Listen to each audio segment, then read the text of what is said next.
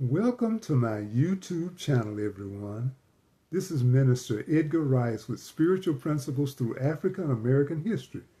These are little-known African American history stories that will inspire, encourage, and entertain you. These stories will show you that with God, all things are possible and that God has a plan for all of our lives.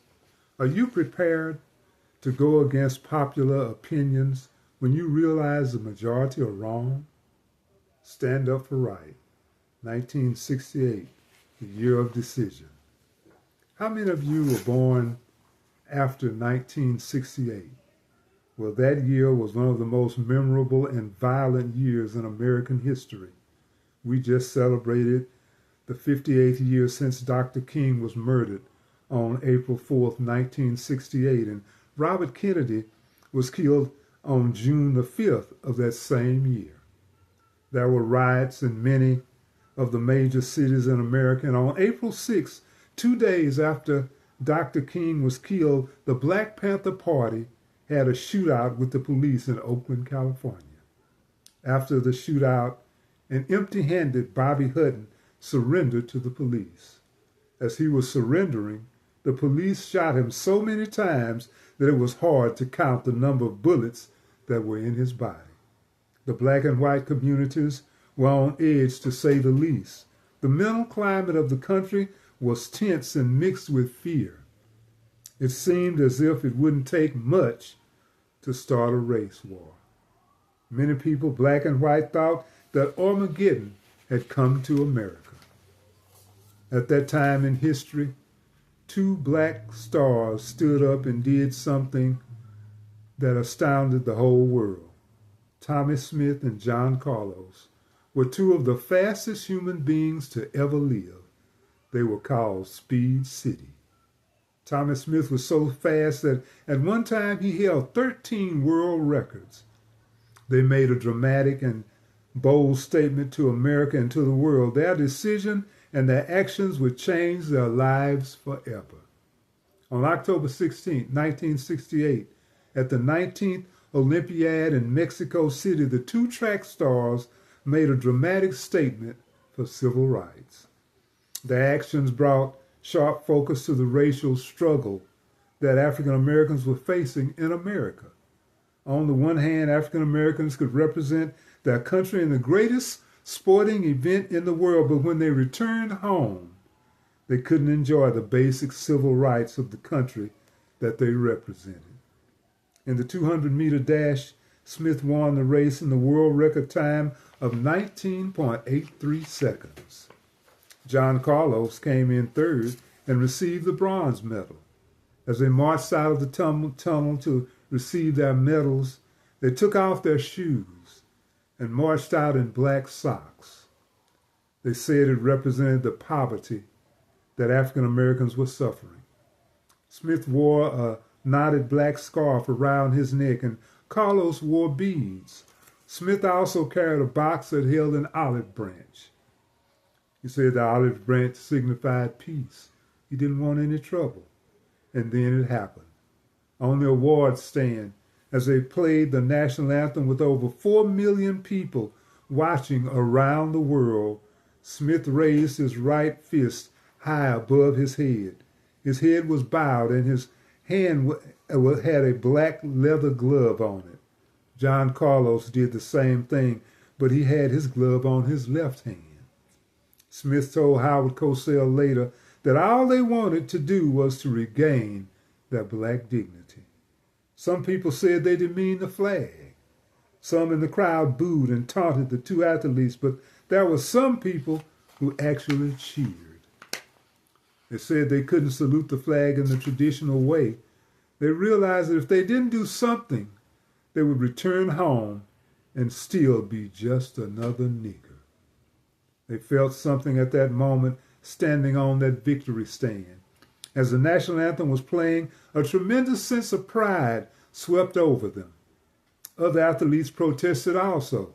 Lee Evans, the 400-meter champion, wore a black beret.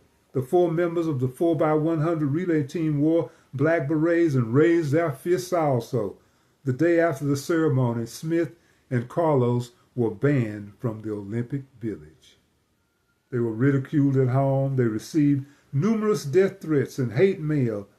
They were also met with unemployment, and doors were slammed in their faces. They didn't get the glory that they deserved. Brent Musburger called them black-skinned stormtroopers. He was comparing them to Hitler's army, but they hadn't killed anyone.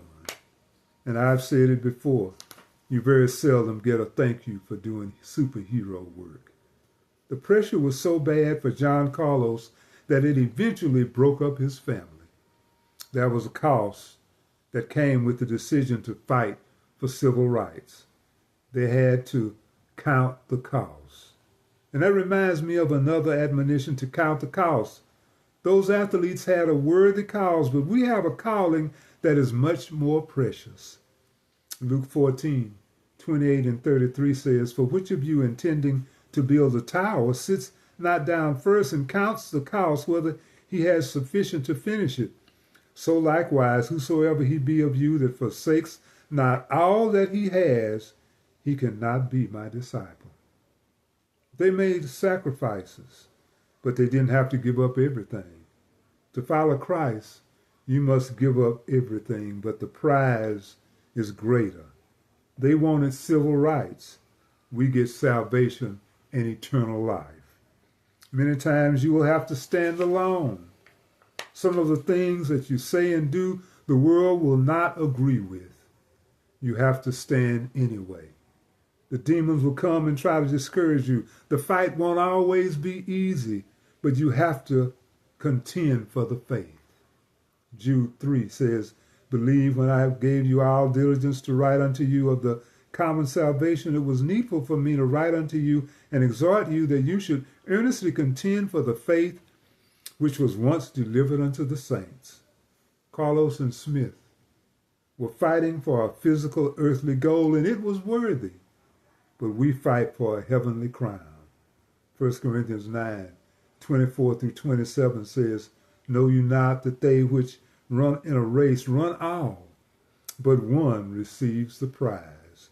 So run that you may obtain. And every man that strives for the mastery is temperate in all things. Now they do it to obtain a corruptible crown, but we an incorruptible."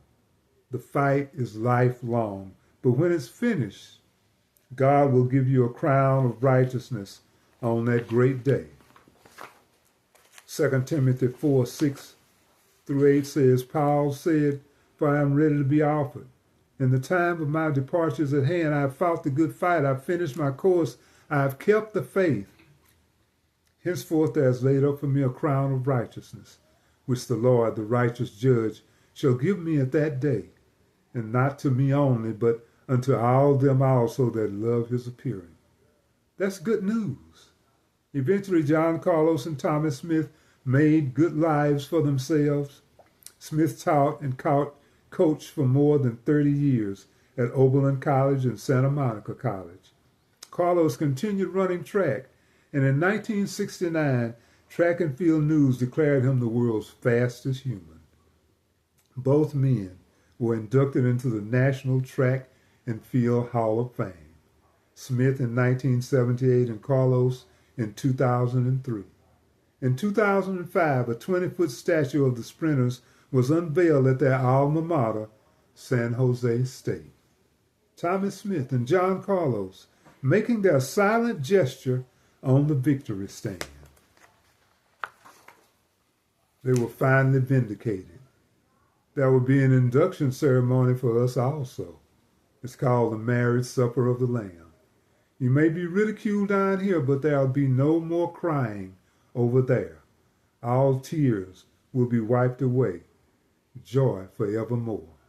God will take you and say, "Come on up a little higher.